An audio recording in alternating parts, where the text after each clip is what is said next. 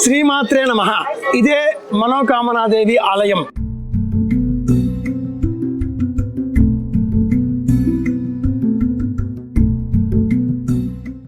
ఈ క్షేత్రం మనోకామన అమ్మవారి క్షేత్రం. ఇదిగో ఇక్కడ చూద్దాం. సాధారణ శకం 14వ శతాబ్దికి చెందిన రామ్షా చక్రవర్తి అనుమానాస్పద పరిస్థితిలో మరణించగా అతని ఇల్లాలు సతీ సహగమనం చేసింది. భర్తతో తన దేహాన్ని చితిపైన అర్పించింది. ఆ కుటుంబానికి చాలా సన్నిహితుడైన రమన్ థాపా అనేటటువంటి ఒక మహానుభావుడు తన మహారాణి సాక్షాత్తు దుర్గాదేవి అన్న ఆలోచనతో ఘోరమైన తపస్సు చేసేవాడు. ఆ సమయంలో అతని సామ్రాజ్యంలో ఉన్న ఒకానొక రైతు తన పొలంలో వ్యవసాయం చేస్తూ ఉండగా రాతి బిడ్డకు గుణపం తాకడంతో ఆ రాతి బిడ్డలో నుంచి రక్తం వచ్చింది. ఆశ్చర్యకరంగా ఇదే మా అమ్మవారు, మనసులో ఉండే కోరికలను నెరవేర్చేది మనోకామనాదేవి. ఆ రైతు పొలంలో లభించిన రాతి స్వరూపము ఇదే మాత మనోకామనాదేవి అనేటటువంటి సంకల్పంతో సముద్ర మట్టానికి 1300 అడుగుల ఎత్తున ఈ స్వరూపాన్ని ఇక్కడ స్థాపితం చేసి అర్చించడం ఆరంభించాడు. 100 సంవత్సరాలుగా నేపాల్ సామ్రాజ్యానికి మహారాణి, రాణి, యువరాణి, స్త్రీ శక్తికి, స్త్రీని అర్చించే విధానానికి ఈ దేశం మొట్టమొదటిది అని చెప్పాలి. అటువంటి ఈ దివ్యక్షేత్రంలో 9095 అడుగుల పొడవున ఉండేటటువంటి కేబుల్ కార్ దూరం ప్రయాణించి 100 సంవత్సరాలుగా ఈ కేబుల్ కార్లో ప్రయాణించి లక్షలాది కోట్లాది మంది అమ్మవారిని దర్శించే నిమిత్తమై విచ్చేస్తున్నారు. అదిగో ఆలయం, మనము చూద్దాం. అష్టాదశ శక్తి పీఠాలలో ఒకటి కాకపోయినా కోట్లాది మంది నేపాల్ ప్రజల మనోసంకల్పాలకు శక్తి రూపం, మూలాధారం మనోకామనాదేవి దర్శనం. ఆలయానికి వెళదాం, మనము చూద్దాం. శ్రీమాత్రే నమః.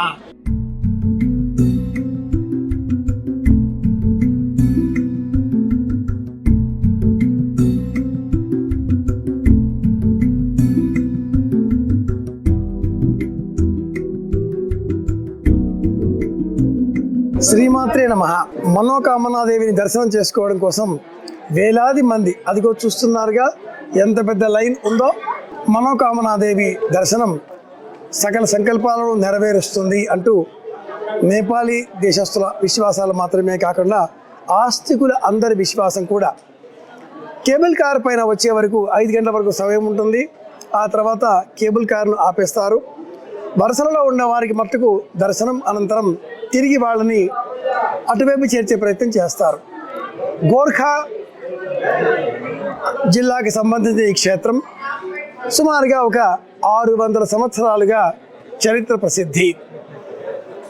థాపా అనే భక్తుడు తమ దేశ మహారాణి సతీ సహగమనం చేయడంతో ఆమెను ఒక దైవస్వరూపిణిగా, దుర్గాదేవిగా భావించి అర్చన చేయడం ఆరంభించిన మహాక్షేత్రం ఈ మనోకామనాదేవి క్షేత్రం.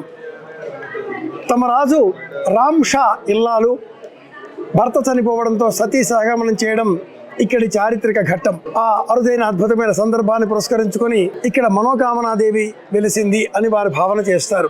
ఒక రాతికి దెబ్బ తాకితే ఆ రాతిలో నుంచి రక్తం రావడం ఇక్కడి ఒక విశేషం. సముద్ర మట్టానికి 1300 అడుగుల ఎత్తున ఉన్న ఈ క్షేత్రం 2 కొండల మధ్యన కేబుల్ కారుతో అనుసంధానం చేయబడింది. 3 కిలోమీటర్ల పైగా ఉండే ఈ పొడవైన దూరం 1905వ సంవత్సరం నుంచి ఇక్కడ ఏర్పాటులో ఉంది. భూకంపాలు, పిడుగు ఏవి కూడా ఈ ప్రయాణానికి ఏ విధమైన ఆటంకాలు కలిగించలేదు. ఇదంతా మనోకామనాదేవి అనుగ్రహం అంటారు. అమ్మవారికి అర్పించడం కోసం ఇలా రంగురంగు